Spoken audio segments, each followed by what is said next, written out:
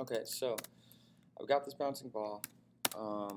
Let's just first run over the controls, or this ball controller, ball rig, for squash and stretch. So we're gonna do a little bouncing ball tutorial, but a little bit how it works. This is our master control.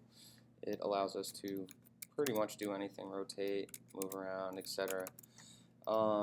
Can't scale because that's what these handles are for. This handle here squashes down. This handle here will squash up. It'll also stretch in that direction and stretch in this direction.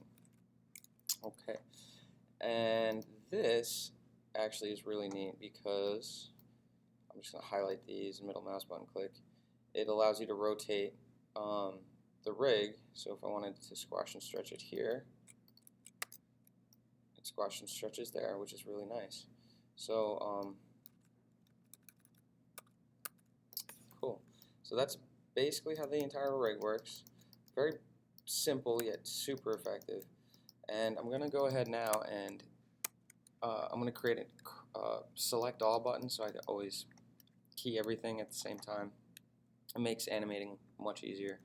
I'm going to go ahead and shift select all of my controls. They're all selected now.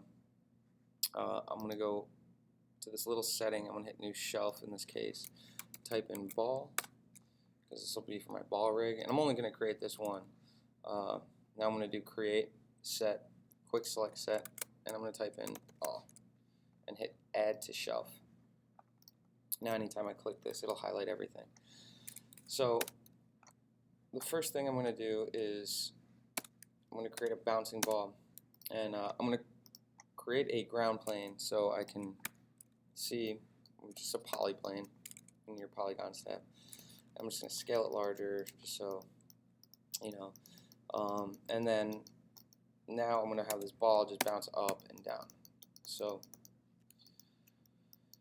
here I need to start by dragging this ball up from the master control and going to my ball control. I'm going to hit all and I'm going to hit S to keyframe. Now I'm going to go ahead and scrub through my timeline 12 frames or so, hit 0, or just move it down to the ground line, and you'll see here I'm just going to hit S one more time, but make sure you hit your select all button and hit S. So now I've got this here, and then again for me I'm going to have it bounce to the same exact point, so it'll loop and it bounce continuously. So in order to do something like that, I'm going to select all, and I'm going to middle mouse button click on this frame, click and drag, and I'm going to go to 24 in this case and hit S. And now you'll see all that does is copy all the attributes to whatever frame you drag it to, and then I hit S to set keyframe. And down here, this is how many frames you have in your scene. You can always set it more. And then here, this 50 stands for the frames that you see in your timeline.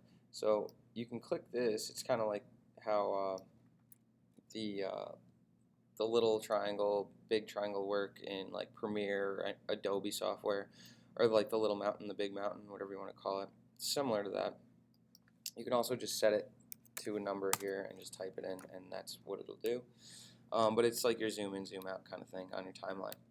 Now, the next thing is I can go ahead and hit play. If this is playing super fast or any other weird way, go to playback speed and change it to real time. So we get this. Now what I want to do is I want to squash and stretch it. Very typical animation technique, very standard at least. And I can start by just grabbing that top handle here and just squashing this down and hitting S. I also need some stretch happening, so here I'm going to 2 frames before it makes contact, and I'm actually going to grab my master control and have it make contact as it's stretched, and then it will at least get an in-between in there. And on that frame now I'm just going to hit S, and I'm going to click and drag out to frame 9, and I'm going to right click, middle mouse button click from 10 with all selected. So I'll redo that. And play back. I want to have one more in between in here. So I'm gonna, on frame 10, all the keys I just created, middle mouse button click from 10, click to drag to 9, and now on 10 I'm gonna delete. So I get a little bit more squashiness there. Now the next thing is here, actually, I will take my select all button, middle mouse button click, and go to 15. And now I should have, I'd like this to hold a little bit more. So actually I'm going to take that, middle mouse button click,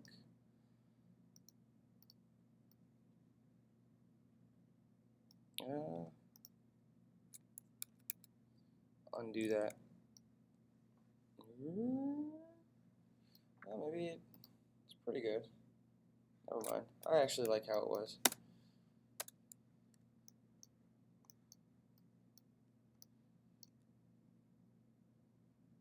And let's see if I can get this to play a little bit better by going to play. Let's try this. Play every frame max real time and see what happens. It's pretty good. So just to get an idea, when you're playing this, go ahead, hit play, and you get this ball bouncing. You can do this to go across the stage as well. For today, that will do it just for this particular example. Okay, so